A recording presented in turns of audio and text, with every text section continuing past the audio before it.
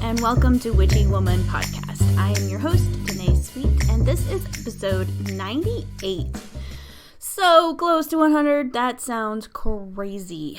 Anyway, today I'm going to share with you an interview, or a session, I guess. Kalem Turner, he has been on the podcast, 2 weeks ago, and explained and talked about the art of palmistry. I ended up getting a full reading from him, and we did a Zoom meeting in our WW Coven, and he gave me the full rundown on my hands and what it all means. It was so much fun. Before I forget, this was done 2 weeks ago, and since then he has finalized his classes for palmistry, and I want to give you the information now and then at the end in case you don't make it till the end for some unseen reason. Okay. All right, so classes. So the first class is Sunday, the 6th of December, and that's going to cover the history of palmistry, flexibility, color and consistency in the hands and fingernails. Class 2 is shapes or hand shapes, including the 3 worlds, 4 elements, and 7 archetypes. Class 3 is the planets in the hand, the mounts and relationship to astrology. Class 4 is the lifeline, health line.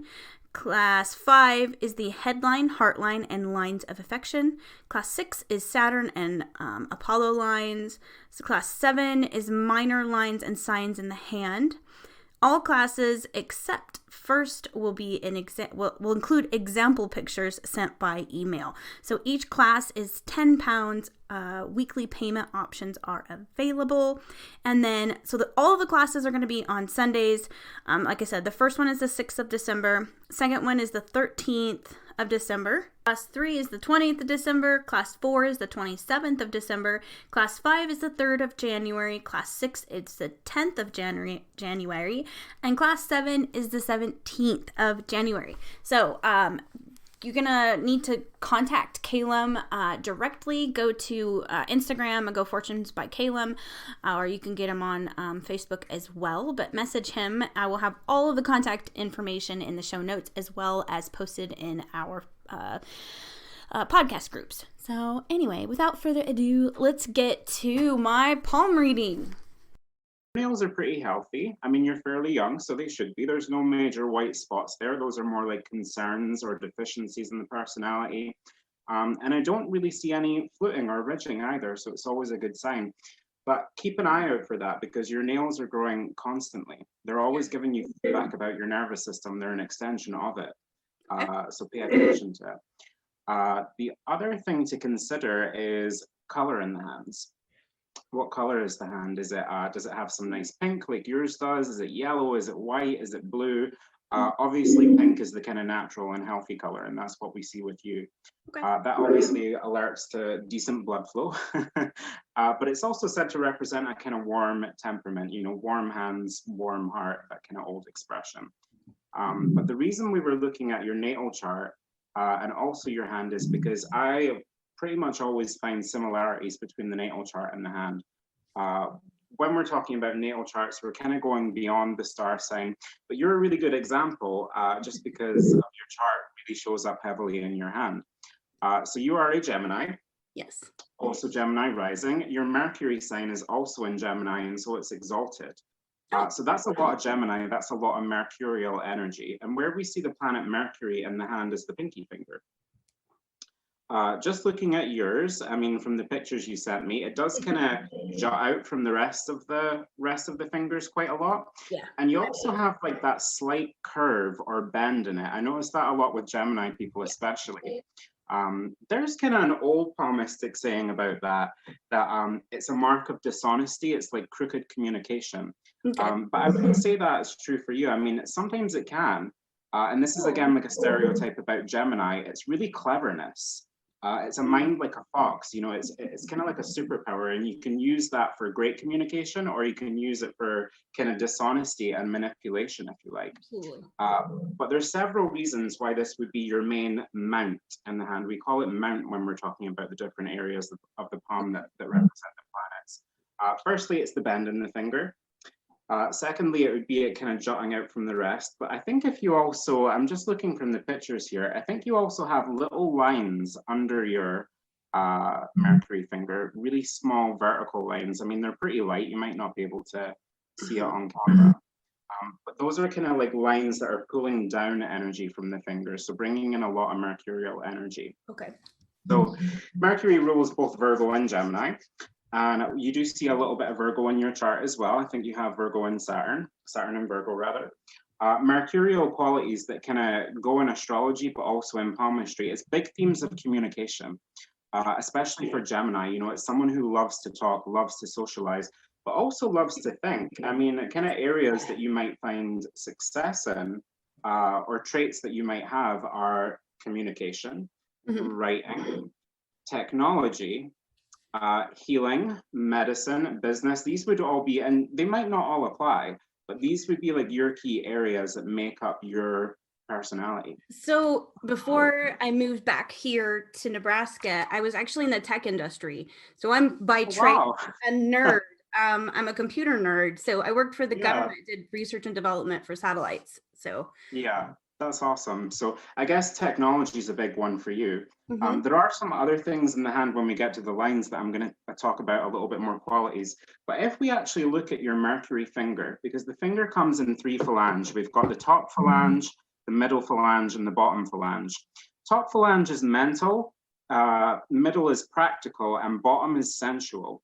If we're looking at your pinky finger, your Mercury finger, I think it's more the mental realm that is prominent. It's longer. The top phalange is longest there. And so it would be mental qualities of Mercury that you bring forward. So that is things like communication, technology, writing. The middle one's more like sciences and medicine and stuff like that. Bottom one's more business and money. The other secondary mount, because we do see more than one planet in the hand usually. Secondary for you is Venus, and it's the only one that does it well. 2 of them don't really have a finger. It's this big ball muscle that moves the thumb, this kind of area here. And you've got a good space for that, probably because you have both your Venus in Taurus and Mars in Taurus, and Venus being ruled by Taurus, it's then exalted. When I was looking at your chart, I was really I was struggling with defining the element in your hand. I was saying, is it air or is it earth? But it's because it's kind of mixed. Earth hands have that more square palm with short fingers, and air hands have more the square palm with longer fingers. So there's a total mix for you in that sense between earth and air that goes in your hand and in your chart. It's a good thing. But Venus is a really healthy one to have as well. I mean, Venus is just like a love for life. A love for love, a love for food, a love for music, beauty, all the sensual stuff.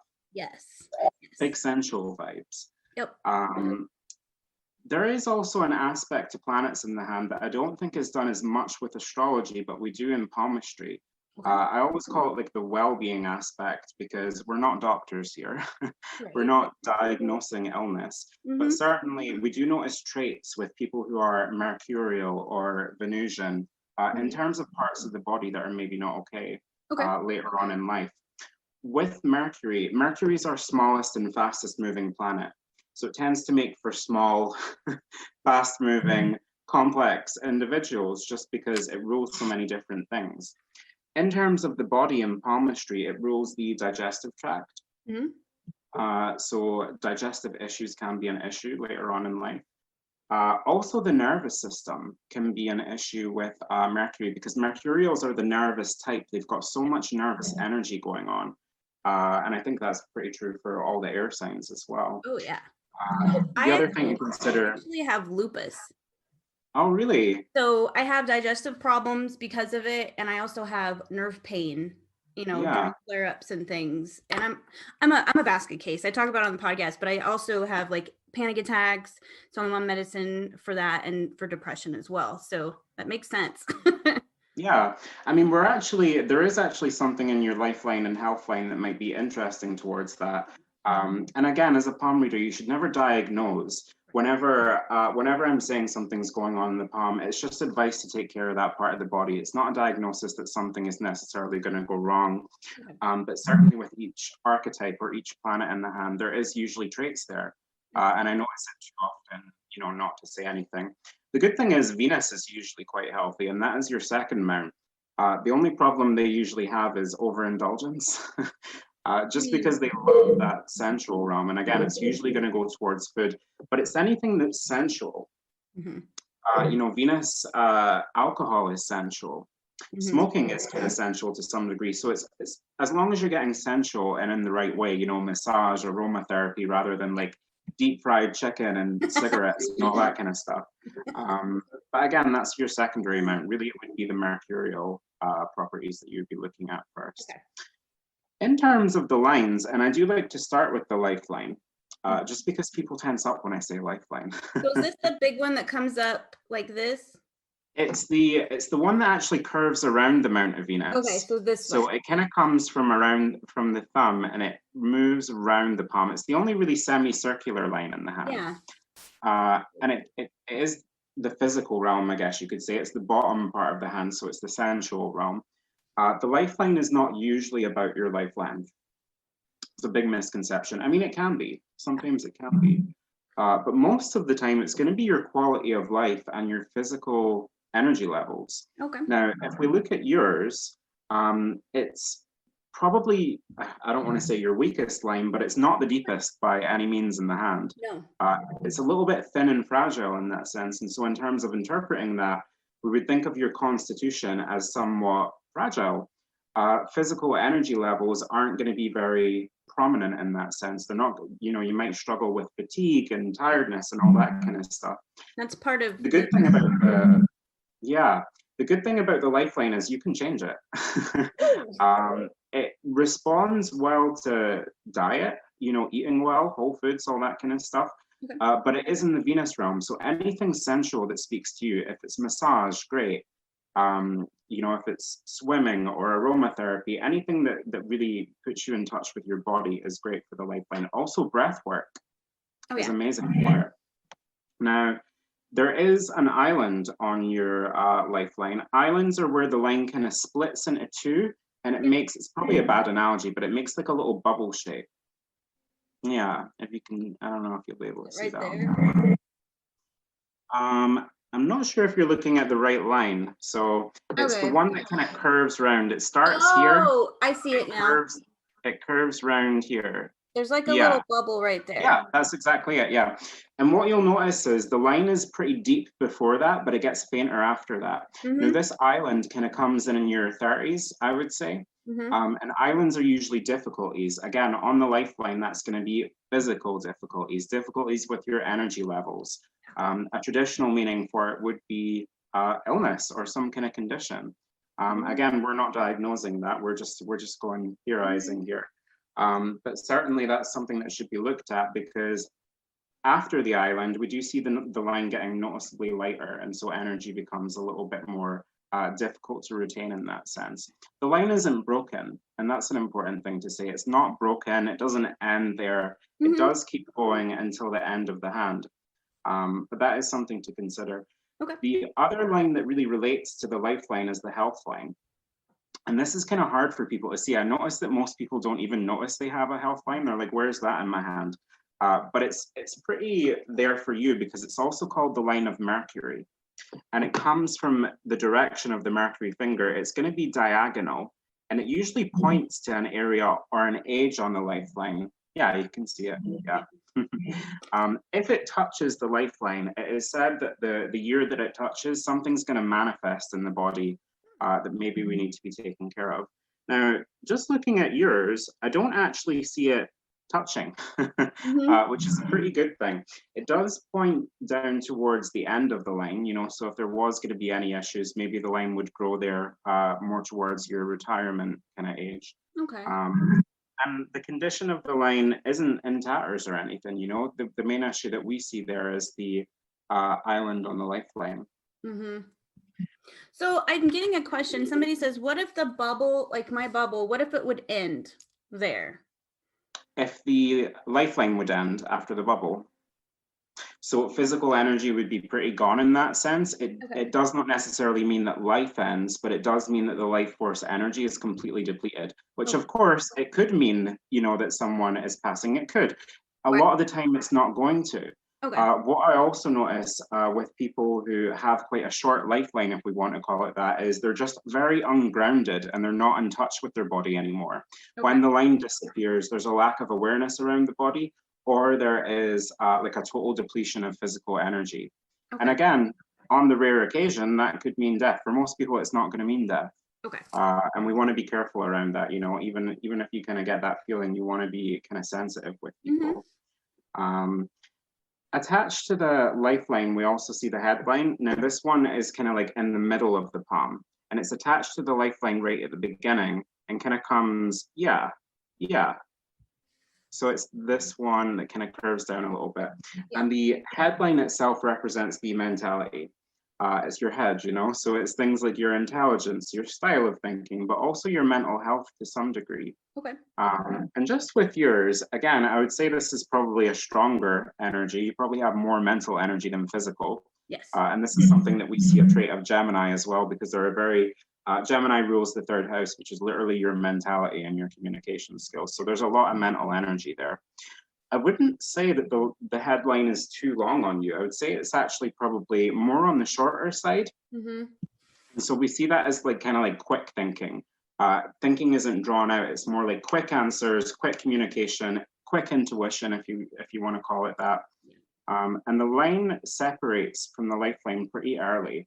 Separates around the age that you start to be a little bit more independent. Now, for you, that's like 6. That's like age 6.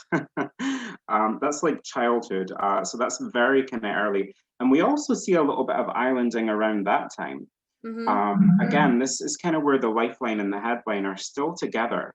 So this can be difficulties in life that's kind of caused mental stress around that age. I mean, it's a pretty young age to have it. Yeah. I do notice it with people who have difficulties in their childhood, you know. And I did. About that age is when we had a very weird household, tension wise, but I also at around 6, I remember telling my parents or my mom that I used to talk to little red dots in my closet, like orbs, when I was little. And about that time, I was telling her about my friends that I would talk to. And I remember getting she got really, really angry, told me not to tell anybody else. And then I remember telling my sister later, and I got in trouble for that.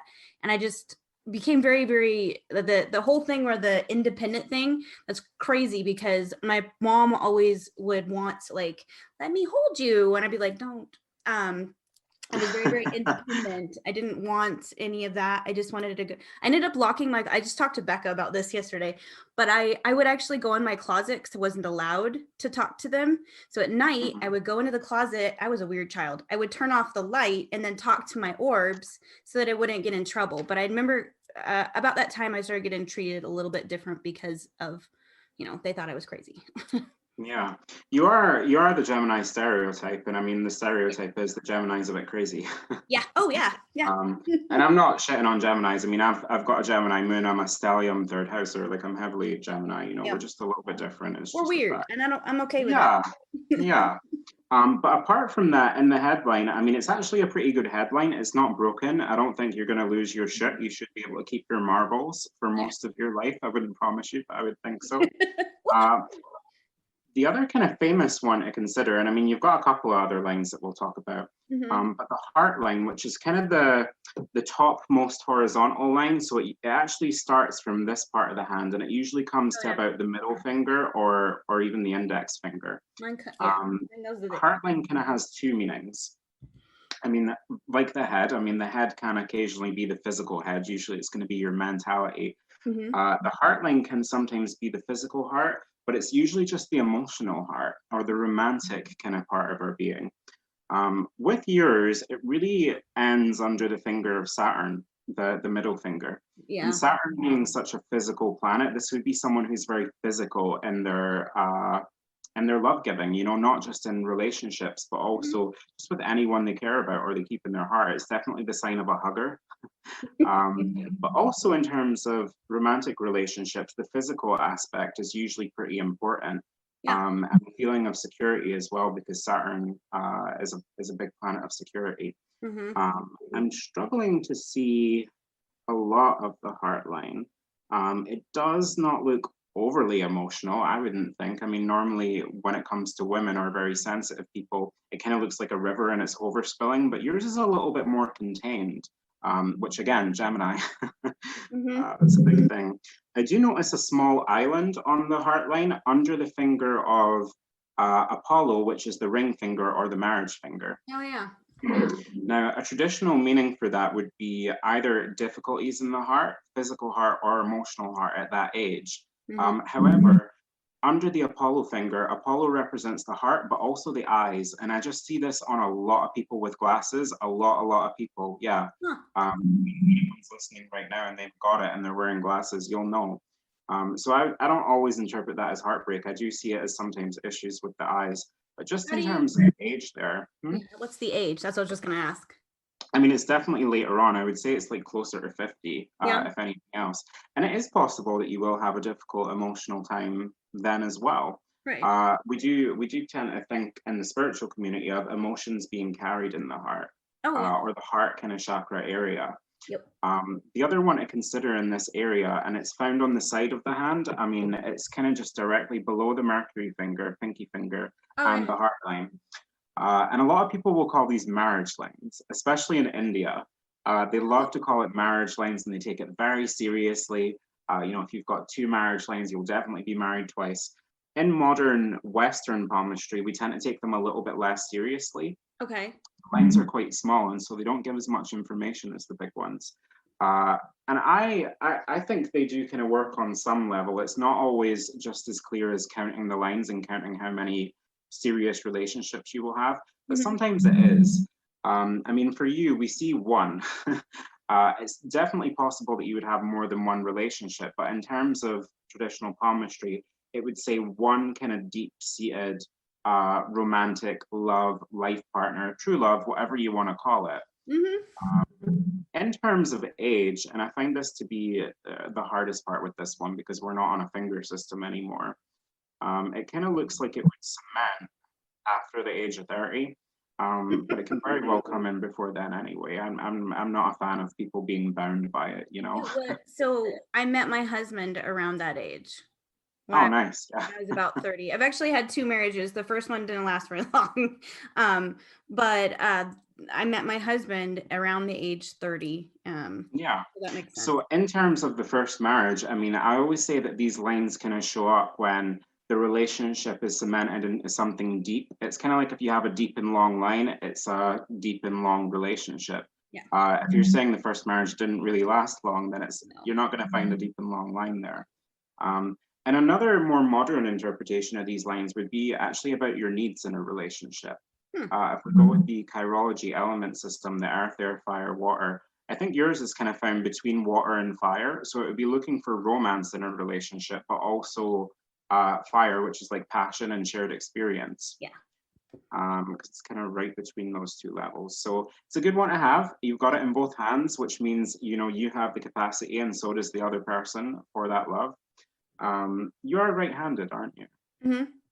I can so I'm right-handed, but I'm also a musician. So I can use both hands for a lot of things. Yeah. I can even, this is weird, I can write my name with my foot. Like I'm very dexterous with my fingers. Freaky, very freaky. It's weird.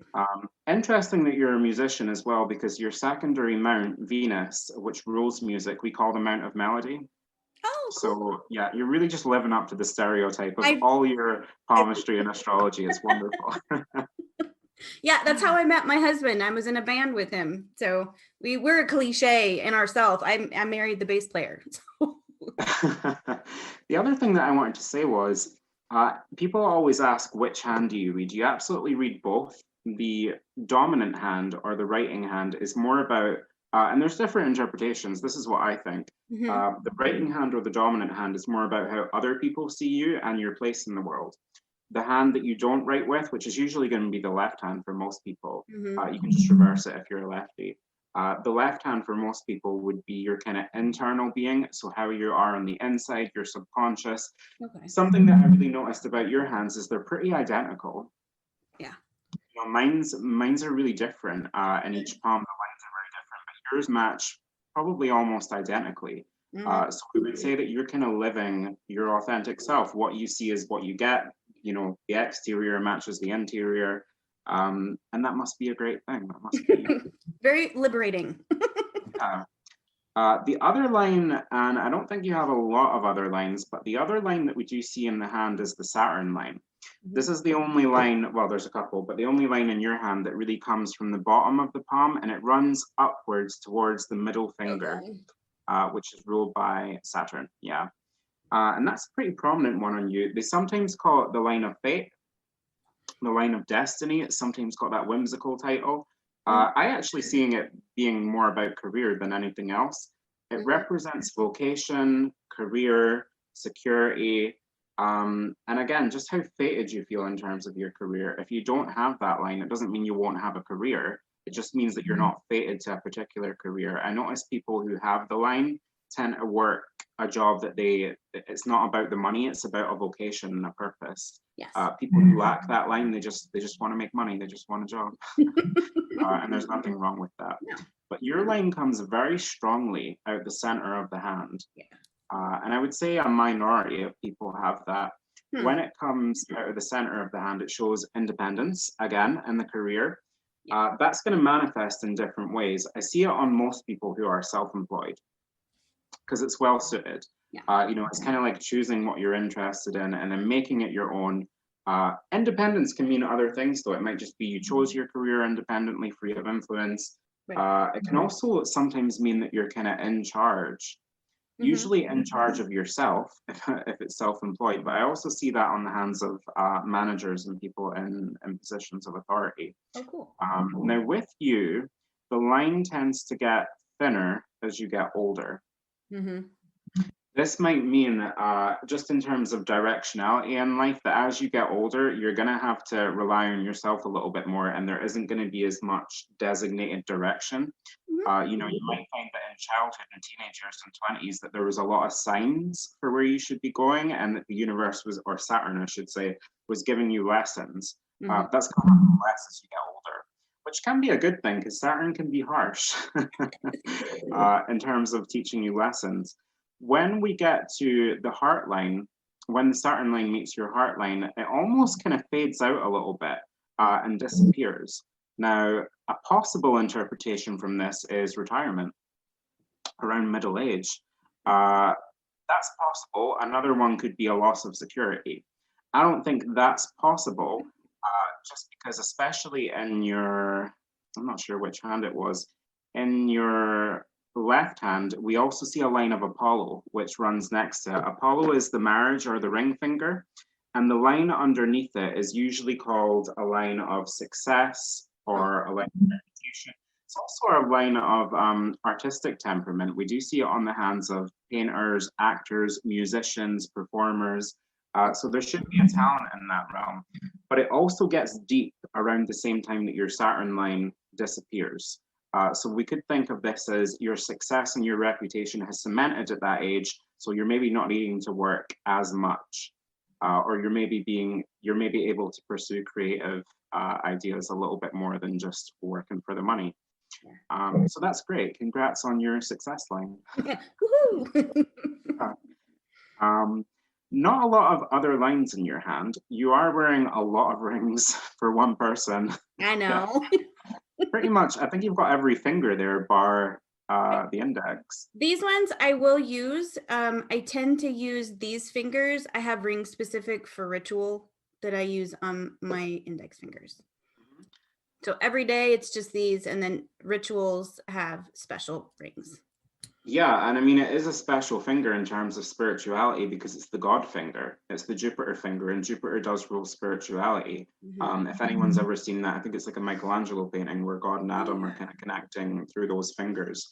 So it's a great finger for psychic rituals and kind of directing energy with it. I guess that's why it's the pointing finger as well. In terms of the rest of them, because I noticed you've got a big chunky ring on your middle finger, the Saturn finger. Both of them. Yeah. I do remind people that Saturn, as a planet, already has a ring on it. You don't always need to wear one because Saturn is an intense enough energy as it is, and it's been a very Saturnian year. Yeah. Wear it when you're working. because it rules that career line. Okay. Where when you're working, but it does do this to the body. It kind of tenses people up. So it's good for getting hard work done. It's not great for relaxing. Okay. The best one would be the Apollo finger or the ring finger, marriage finger. This is why it's the marriage finger, because it symbolizes success, creativity, love, romance, happiness. And again, we would wear a gold band there to symbolize the sun. That's where that will. I've got, this is a Hessonite garnet that I wear. It's flashy, so it works. Just think the sun, Leo, it loves flashy stones, and gold is just the most regal one, you know. Gotcha. I wear citrine there sometimes, you know. I think that works really well. Mercury is a bit more complex. The pinky finger, you could go with Mercury stones if you want, but Mercury rules so many different things. I would say just go with a stone that resonates with the kind of area that you're looking into, whether it be communication or business or healing, you know, whatever that might be. Screen the thumb, ruled by Mars. I always think that heavy rings work best there, something like iron or hematite. This is great. Yeah, just because I think it works really well with that kind of heavy, grounded, commanding energy. Again, Mars was like the god of war. Also red crystals, because Mars is the red planet, and it kind of vibes with that a little bit, you know. But just be intuitive. I mean, I'm not wearing any rings today. I don't wear them every day. I like to make them kind of like as an intention, not just for energy coming through the hands, but also as an acupressure point. Because there's so many nerves in your hands connected to your brain, I do think that you are triggering different parts of your personality and your brain when you're wearing rings. I don't wear them like on my days off. I have to, because I work from home. To me, I have to like dress as if I'm going to like somewhere else. And to me, that's my rings. So I have to put on all my rings, and then I've got my work brain on, and that's when I do stuff. But otherwise, I only wear this one usually during the day without working. Yeah.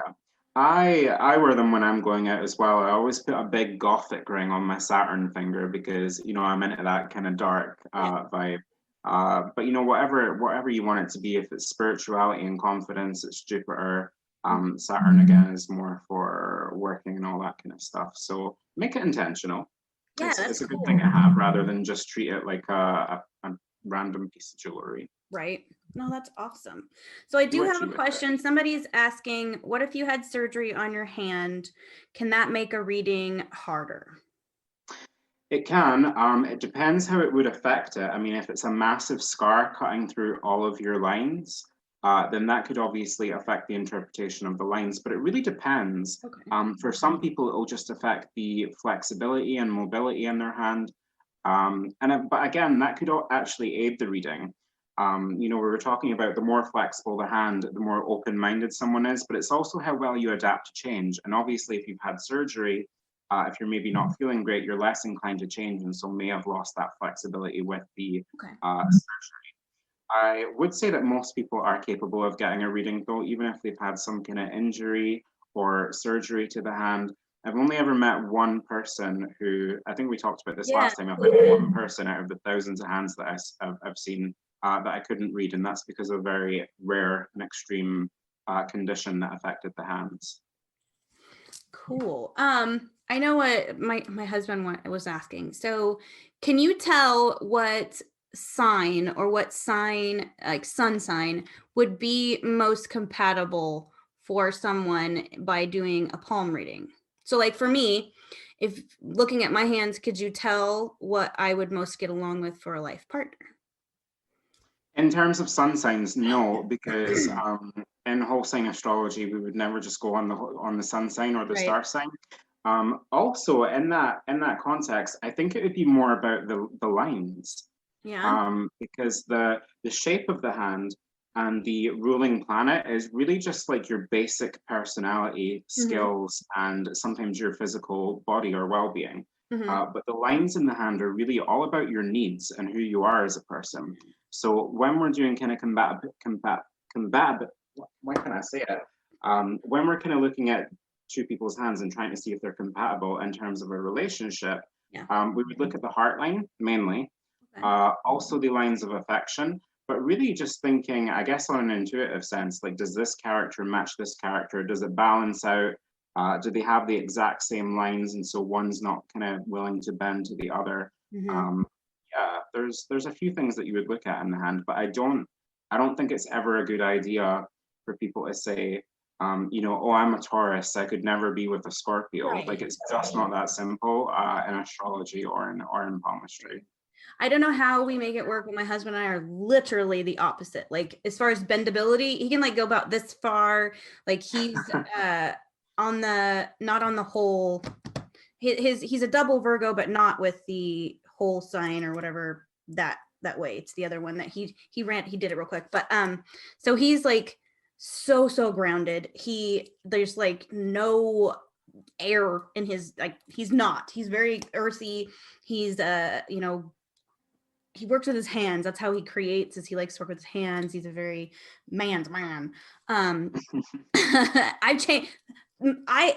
Being with me has made him a little more flexible in the brain, because I am who I am, and I've gotten more grounded by being with him. But we're literally like just two separate. Like, I love like heavy metal. He loves country music. It's crazy. We're totally different. But isn't that so great? Because differences kind of make you stronger in that sense. Absolutely. And like you're saying, with that, you've got hyper flexibility in the hands, so extreme open-mindedness. Yes. To the point where that might actually make you a little bit vulnerable in some senses. Yeah. But if he is rigid, which maybe does mean a little bit more stubborn, but it also makes him reliable in that sense. So there's security there that you found. Yes. So even though there's such opposites there, it really brings it to a kind of middle ground and a balance. I've got somebody else asking, can you tell if someone is like a medium or gifted through the palm? Yeah, absolutely. So we would mainly look at I would say the headline and the heartline are important there, because the headline is the way you think and the heartline is the way you feel. Okay. There's some other lines, for example, like I've got a girdle of Venus, which is like an empathy line. People who are kind of naturally gifted with psychic senses tend to have their headline sloping down towards this corner of the palm, which is called the mount of the moon. And you yourself do have that kind of intuitive or creative curve with it as well. The other thing to consider would be the condition of the heartline. If someone is very emotional, they're usually pretty psychic as well. Yeah. And the other thing to consider would be their archetype. If they were Jupiterian, if they had a big bent Jupiter finger, the index finger, that's a lot of spirituality in someone's life. If their mount of the moon, the mount of Luna, had a lot of flesh around there, or it had like a psychic blush where it looked like there was a lot of blood under there, we'd say there's a fire under that part of the brain. So it can absolutely illuminate psychic abilities and kind of like a natural gift for that. It's interesting as well, sometimes you will meet people who are really psychic on the inside and kind of enjoyed that and lived that when they were younger, but at some point they chose a different life and they chose to be more practical, and it will look completely different in both hands. So it's important to distinguish, how someone has lived their life and how they look to other people versus like who they are on the inside. So yeah, I would say so. The other thing to consider with psychic senses is, what do the fingertips look like? Because if someone has square fingertips, they're usually more practical and the energies are kind of blocked off. The more tapered or pointed, and I use that term loosely, it's not going to be like to a sharp point or anything. But I always say the more witchy looking the fingers, probably, that's in the personality. Because they are energy conductors, if it's tapered to a point, if it's round, it tends to be intuitive. If it's really quite pointed, that's what they would call like a psychic finger. And again, you can find this different on each finger. They might be kind of really practical and square in the way that they communicate, but their spiritual finger might have a total pointedness to it.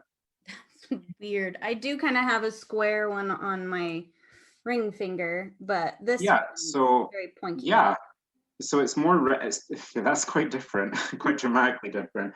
Yeah. So you're more conic or rounded, even a little bit tapered on your Jupiter finger, the index, which is, again, spirituality and expansion and stuff like that.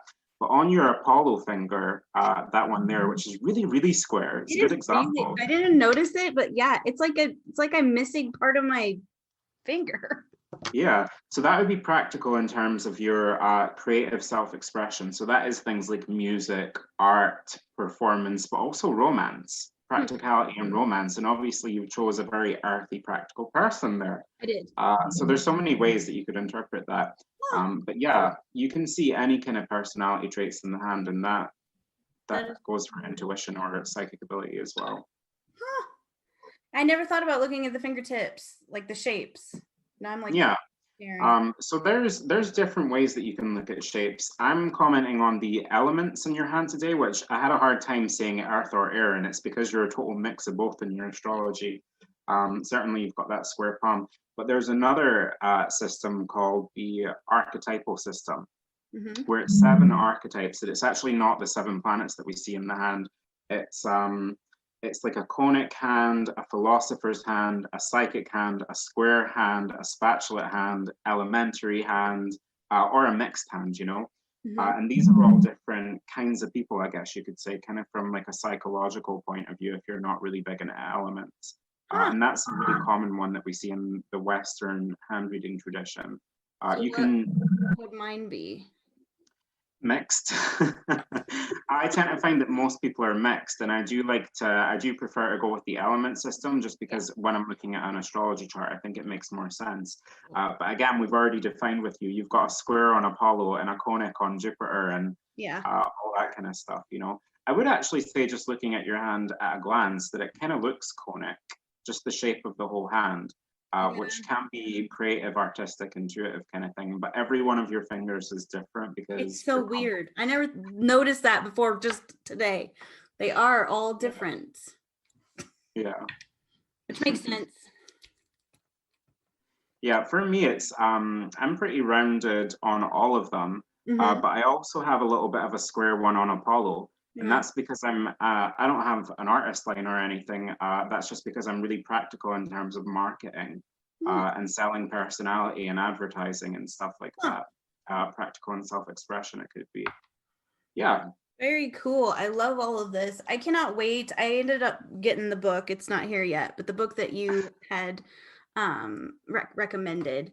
I put it in the, because I know people have been asking. I did put it in the show notes for that episode, but I posted it on Instagram too. Trying to think, does anybody have any other questions they want to ask while we're live? I will just say that, and I've actually got that book here just in case it came up, and it is massive. There's a lot of information in this book, but half of the stuff I've talked about is not going to be in the book. There's no section comparing natal charts. They don't, weirdly enough, they don't mention the seven archetypal hand shapes. They've got a little section on the elemental hand shapes. And while you do have a lot in that book, it's not got everything. Everything. It's a good place to start. Yeah, it's if you only wanted to buy one book, I would recommend that one. Okay. However, I do recommend that you practice yourself and make your own kind of discoveries with it, you know. Oh yeah, I'm gonna be like making my husband show me his palms, show me his hands. He's gonna get tired of it, but I think it's very, very interesting. I'd never really thought about learning how, so I'm very excited. Art, have you thought about offering any more? Are you gonna tossing around the idea of classes still? Yeah, so I think I'm going to do 3 classes in December, and the rest will be kind of in the new year. And the reason that I'm kind of doing that is I want to get the basics of things like hand. I'll break it down into 3 classes. So the first class I'll kind of have on things that you wouldn't normally think about, but that are really obvious and important. So the first class is going to be hand flexibility, temperature in the hand, texture, color, all these kind of obvious things that people think, well, you're not going to get much from that, but actually you get a lot from it.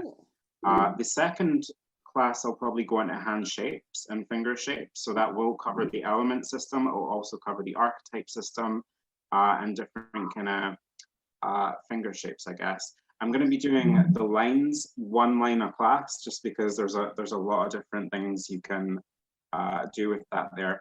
But in terms of December, I'm going to cover hand flexibility, temperature, texture, the shapes, and then in the third one, I'll do the planets in the hand. Huh. It's important to make a mention in palmistry, and the kind that I do, there are more modern systems that kind of do all the planets in the hand. We go by 7. And the reason we go by 7 is because it's the 7 planets that are closest to us. We tend to leave out Uranus, Pluto, and Neptune because they're so far away. And in astrology, they do think of those as more like generational planets because they kind of change generation to generation. But the 7 main planets, or classic planets, that we also find in Greek mythology and the old Greek religion, they tend to affect us more on a personal level, and it shows up in the hand a lot more. Okay. You might find, this is just a random example, but you might find that someone is Scorpio, and you're like, well, how do I see that in the hand? Well, they might have that water hand shape.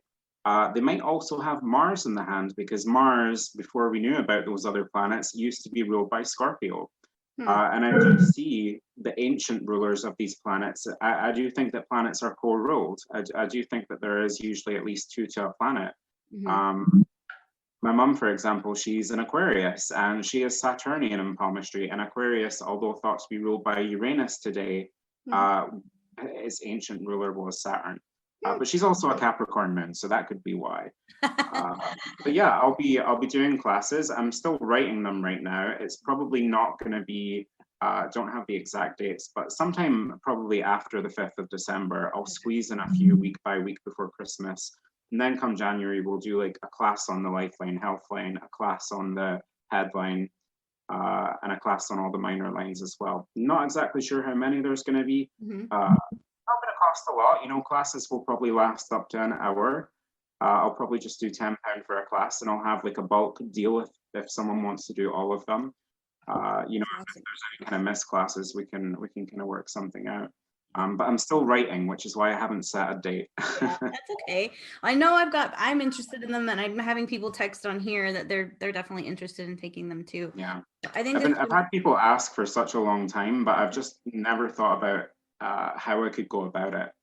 Because I will need to be sending out some visual aids as well when it comes to the lines, and also just for like basic hand shapes and stuff. I mean, things when I'm talking about texture, flexibility, temperature, that's all very easily done, but I will be sending out some examples, probably an email as pictures that you can kind of look before, during, or after the class. And then I'll just kind of talk about different interpretations there, and also just advice that you should maybe have as a palm reader, right? Because it's great to have the practical information, but until you've got experience, I think there's always going to be things that crop up that you know maybe would catch you off guard in a sense. And as a palm reader, you're not trying to get everything right. You're just trying to, you know, say what you see really and see how it can help someone. I'm excited. I cannot wait. I know what I was going to ask. So I know you mentioned temperature. So my hands split like this. These two are cold all the time, or no? These two are cold all the time, and these are not. It's weird. Like, does that have anything, like, these are always different than these on both hands? Which ones are cold? These ones. Okay. It kind of makes sense for Saturn to be a little cold, because Saturn is not known as a warm planet. I'm not quite, I mean, it is kind of like the coldest planet that you get in the hand, actually. I'll maybe just look out your chart, because I'm not sure what Jupiter is, but something that you have to, there's 2 realms of thought with the temperature in the hand. One is kind of like surrounding your blood flow. It could just be that naturally blood is not getting to those fingers. And that often happens because fingers, I mean, the palm is getting blood all the time from the wrist, is constantly being moved there by the heart. But the fingers, they tend to lack a little bit unless you're really working them and being super dexterous and annoying all the time. It might just be that there's a kind of lack of blood flow to them. It might also just be because that's where you lack energy. And we've already talked about you are mercurial. You're ruled by Mercury, so you should have some heat there. And you've also got a line of Apollo, or a success line, which again is the creativity one. You know, Jupiter and Saturn are not they don't play a big part in your hand. I mean, we mentioned your Saturn line, but we didn't really talk about Jupiter for you because it's not super apparent. And again, your Saturn line is half missing. Yes. So I would say that your kind of first ruling planet is Mercury. Second would be Venus. Third would probably be Apollo, just because you've got that Apollo line, but you don't have the signature Apollo kind of traits, if you like, that we see in the hand. Sometimes people will have one ruling planet in the hand. I've also seen very rarely people will have a lot of them, like nearly all. Usually people are going to have two or three. That is so cool. We kind of mix the meanings with them, you know, these kind of elements are blended. Okay, very cool. Because I've been to the doctor over this. Like my chiropractor's like, oh, it's got to be a pinch something, and that never, he could never fix it. And I had to go in for some images for my heart. And while they were here, while I was there, they're like, well, let's look at your spine and see if there's nothing wrong. Like they can't find anything wrong with my circulation, because that's what we thought, but it's just always that way. And that way since well, I mean, it's good that there's nothing wrong with the circulation. Again, it's probably just because energy is not flowing as much to those fingers. Yeah. Because you're kind of dealing with the other ones a lot, you know. Cool. Yeah, it's so weird. Unless it's causing a problem, don't worry about it. I mean, the only time that we really worry about circulation in the hands is when it's changing color. It's fair enough to have cold hands, but if your fingers are literally turning purple, that can alert you to some serious problems. So it should be monitored, but don't freak out about it. I've been to the doctor. They're like, there's nothing wrong with them. There just is the way it is what it is. I'm like, okay. Yeah. So I wondered if it was because of something like that. That's cool. My doctor will love hearing that next time I go in for a checkup. Like, I figured out why. You know what's so interesting as well? Doctors 100 years ago were very interested in palmistry.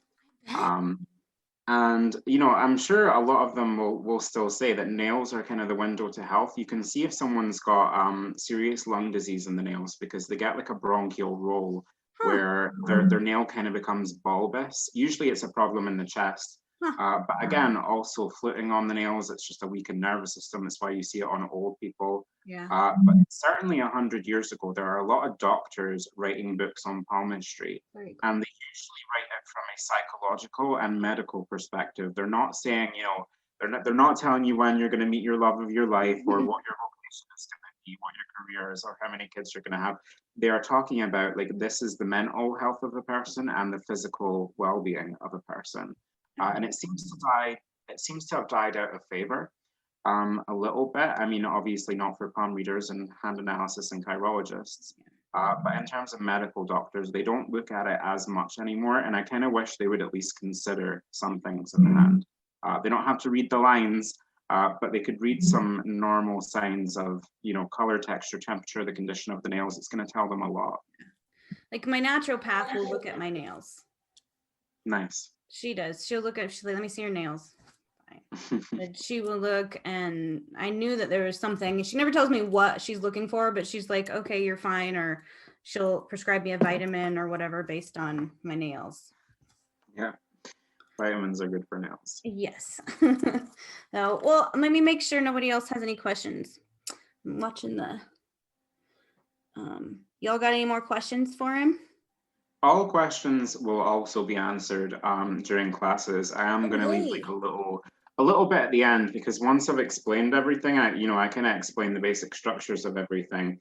But there's always questions that arise off of that. So there will be time, if anyone is taking classes, or even if someone has a palm reading, if I always say that palm reading is kind of like a general life reading. It's not great for you to say, this specific situation, like what's the outcome? Like maybe we would do a tarot or something. But I'm always welcome at people's questions about their hands if I've given them a palm reading or examination. Cool. Well.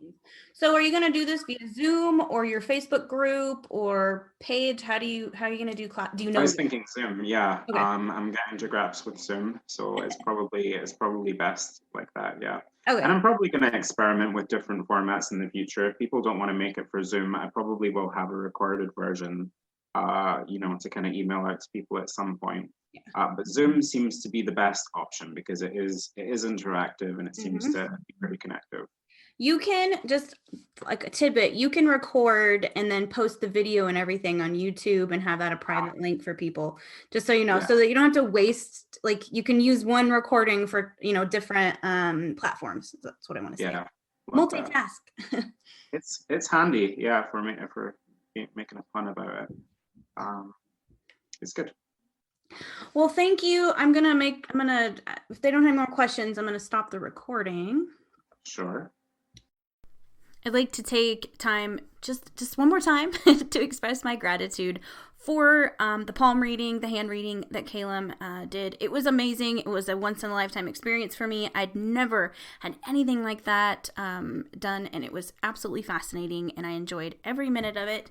I also want to thank him for doing that live in the WW Coven and answering their questions as we went. It was really, really fun, and everybody really, really liked it and are so excited for the classes. I'm going to say the classes one more time. So the classes are going to be from December 6th through January 17th, and they are all on Sundays, and they're going to be, I think the time is going to be 7 p.m. his time. So you'll have to do a little bit of converting of time zones. I believe that's I think that's 12 my time, and I'm 12 noon, and I'm I'm mountain time. Jesus. Anywho, so check out those classes. Go to A Fortune by Kalem. That's on both Facebook and Instagram. I will have all the contact information though in our podcast groups and in the Coven and in the show notes if you are not a member of any of those things. And if you're not, check them out. We have a free witchy Facebook group that is called Witchy Woman Friends. Go over, ask to join. You just have to answer a couple questions. And then it is a closed group, so you can post whatever you want in there. Your friends aren't going to see if you're not out of the broom closet yet. And it's a really great supportive community, and I appreciate everybody that takes part and is a member of that group. And if you'd like to join the Coven and get exclusive content, weekly prayer circles and readings, we also do a new thing called witchcrafting. And basically, I teach some kind of craft that I do, like an oil blend or a candle or whatever. So if you want to join, go to my website, Witchy Woman Podcast, and click on Join the Coven. You can also just PM me on Instagram or Facebook or whatever at Witchy Woman Podcast in order to, I'll just send you the link if that's what you want. I'm also on TikTok now. It's really different. I'm learning, but I'm also on TikTok if you want to head over and give me a little love over there too. All right, thank you for listening, and until next time, stay witchy. Bye-bye.